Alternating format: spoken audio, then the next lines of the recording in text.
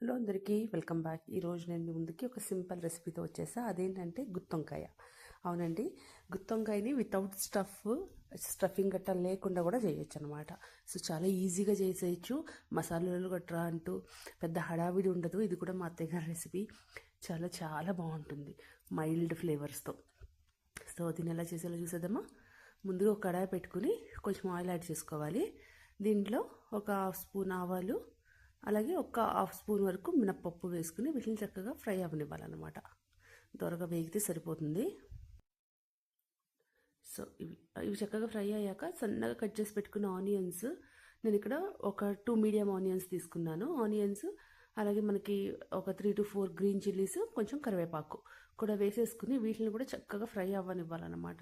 ఒక మంచి golden brown colour వచ్చేంత వరకు, లేదా కొంచెం ట్రాన్స్లూసెంట్ అవుతాయి కదా, అంతవరకు అయినా చక్కగా ఫ్రై చేసుకోవాలన్నమాట. సో ఈ కర్రీ చాలా మైల్డ్ ఫ్లేవర్స్తో ఉంటుందండి. పెద్ద హడావిడి ఉండదు, మసాలాలు గట్ట చేయాలని ఉండదు, చాలా బాగుంటుంది. సో ఇప్పుడు చక్కగా ఈ ఫ్రై అయ్యాక వంకాయల్ని ఇలా గుత్తులుగా కట్ చేసుకున్నా. నేను పొడుగు వంకాయలు తీసుకున్నానండి. ఏ వెరైటీ అయినా బాగుంటాయి, ఇవి అయితే త్వరగా మగ్గుతాయి అన్నమాట. టేస్ట్ కూడా బాగుంటుంది. సో ఈ పొడుగు వంకాయల్ని ఇలాగా కట్ వేసుకుని దీంట్లోనే కొంచెం సాల్ట్, పసుపు కూడా వేసుకోవాలి. సాల్ట్ వేసిన క్లిప్ మిస్ అయ్యింది. సో అది కూడా వేసేసుకుని వీటిని చక్కగా కలుపుకుని వీటిని చక్కగా మగ్గనివ్వాలన్నమాట. సో జస్ట్ 5 to 10 మినిట్స్లో అయిపోయే కర్రీ అనమాట. లిడ్ క్లోజ్ చేసేసి ఒక 5 మినిట్స్ లో ఫ్లేమ్లో పెట్టి వదిలేస్తే ఈ వంకాయలు చక్కగా మగ్గుతాయి. చూసారా, లిడ్ ఓపెన్ చేసి కొంచెం వాటర్ వేసుకుని ఒక్కసారి కలిపేసుకుని దీన్ని మళ్ళీ లిడ్ ప్లేట్ వేసి క్లోజ్ చేసేసుకుంటే మిగతా వంకాయ కూడా మగ్గిపోతుంది అనమాట చక్కగా. చూసారా, ఒక హాఫ్ గ్లాస్ అంత వరకు వాటర్ యాడ్ చేసుకున్నాం అంతే ఇక్కడ.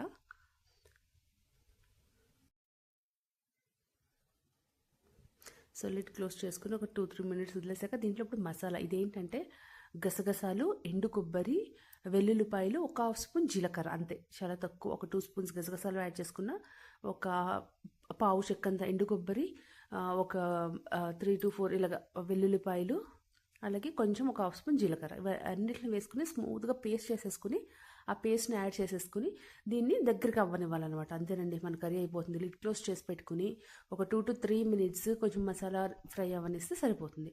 మన యమ్మీ టేస్టీ కర్రీ రెడీ అయిపోయింది. ఇది కనుక మీకు నచ్చినట్టయితే వీడియోని లైక్ చేయడం, ఛానల్ని సబ్స్క్రైబ్ చేసుకోవడం